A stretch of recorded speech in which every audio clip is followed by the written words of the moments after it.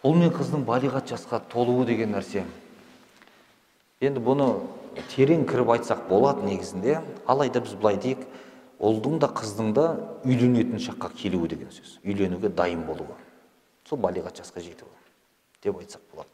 Бізде қазіргі осы Орта Азиядағы қолданып жатқан пікір 15 жас деп аталады.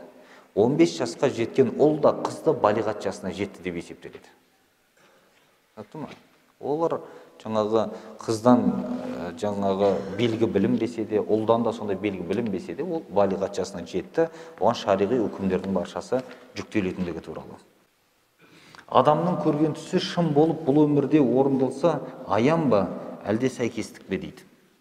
Ол түс деген нәрсе көп арқа сүйейтін нәрсе емес ағай, естеріңізде болсын. Адам түрлі-түрлі түс көруі мүмкін, ол болуы да мүмкін, болмауы да мүмкін.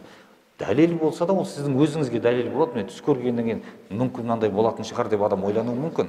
Бірақ біреуге айтсаңыз, ол қабылдамай қойса, ондай түс көрген жоқсың деп тіпті мойындамай қойса да, ол күнәһар болмайды ол үшін. Түсінікті ме? Адамның тікелей өзіне қатысты болады. Ол өмірмен сәйкесуі де мүмкін, сәйкеспеуі де мүмкін. Соншалықты мән берудің қажеті жоқ. Адам түнде бастырылса не істеу керек дейді. Адам бастырылса, ең бірінші ояна салысымен «Аузу биллахи минаш шайтанир раджим» деп сол иығына 3 рет түкіру керек. Түп деп. Сөйтеді, оң жағымен жатады. Тұма? Қайталанса, ол да қайталайды. Сол кезде ол кетіп барлық нәрсе. Осылай жасаңыздар. Қорқынышты түс көрсеңіздер де, жағымсыз кез келген түс көрсеңіз, я болмаса өзіңіз бір қорқып ұйықтай алмай неше түрлі ой келіп жатса да солай істеңіздер.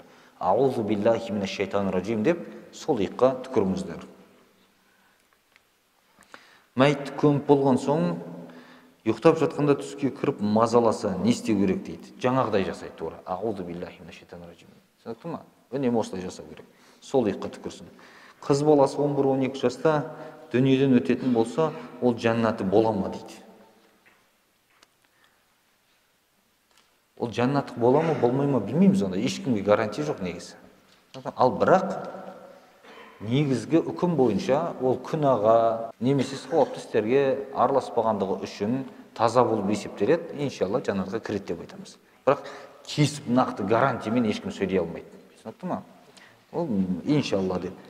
Пайғамбарымызда түсте көру үшін не істеу керек дейді. Салауатты көп деп айту керек. Салауатты көп айтқан адам иншалла пайғамбарымыз саллаллаху алейхи ва саллямды түсінде көреді.